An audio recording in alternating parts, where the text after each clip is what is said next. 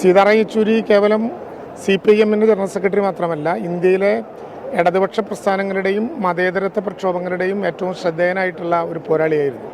വിദ്യാർത്ഥി കാലം മുതൽ ക്യാമ്പസുകളെ ത്രസിപ്പിച്ചിരുന്ന ഒരു പ്രഭാഷകനും പോരാളിയുമായിരുന്നു സീതാറാം യെച്ചൂരി. ഒരുപാട് തവണ അദ്ദേഹത്തെ കാണാനും വിവിധങ്ങളായിട്ടുള്ള രാഷ്ട്രീയ കാര്യങ്ങളിൽ ഇടപെടാനും ഒക്കെ അവസരം ഉണ്ടായിട്ടുണ്ട്. സാമൂഹികമായ പ്രശ്നങ്ങളിൽ ഇടപെടുക, രാഷ്ട്രീയത്തിനേക്കാളപ്പുറത്ത് പൊതുജനങ്ങളുമായി സമ്പർക്കം ഉണ്ടാക്കുക, പ്രത്യേകിച്ച് ഇന്ത്യയുടെ പ്രത്യേകമായിട്ടുള്ളൊരു രാഷ്ട്രീയ കാലാവസ്ഥയിൽ ഇടതുപക്ഷത്തിനും മതനിരപേക്ഷ ചേരിക്കും പ്രായോഗിക ചിന്തയിലൂടെ നേതൃത്വം നൽകാൻ കഴിഞ്ഞിരുന്ന ഒരു കക്ഷിയായിരുന്നു സീതാറാം യെച്ചൂരി. സീതാറാം യെച്ചൂരിയുടെ ഊഷ്മളമായിട്ടുള്ള സ്മരണകൾക്ക് മുമ്പിൽ ശിരസ് നമിക്കുന്നു.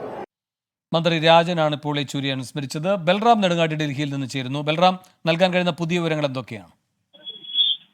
വേണു, സീതാറാം യെച്ചൂരിയുടെ മൃതദേഹം ഇപ്പോൾ എയിംസിലെ അനാട്ടമി വിഭാഗത്തിലാണ്. എംബാമിംഗ് നടപടികൾ ഇപ്പോൾ പുരോഗമിച്ചുകൊണ്ടിരിക്കുകയാണ്. അതിനുശേഷം ഇന്ന് എയിംസ് ആശുപത്രിയുടെ മോർച്ചറിയിൽ തന്നെ മൃതദേഹം സൂക്ഷിക്കും. നാളെ വൈകിട്ട് 6 മണിക്ക് അദ്ദേഹത്തിന്റെ വസന്ത് കുഞ്ചിലെ വസതിയിൽ മൃതദേഹം പൊതുദർശനത്തിന് വെക്കും. അതിനുശേഷം മറ്റന്നാളായിരിക്കും പാർട്ടി ആസ്ഥാനത്ത് AKG ഭവനിൽ പൊതുദർശനത്തിനായി മൃതദേഹം വയ്ക്കുക.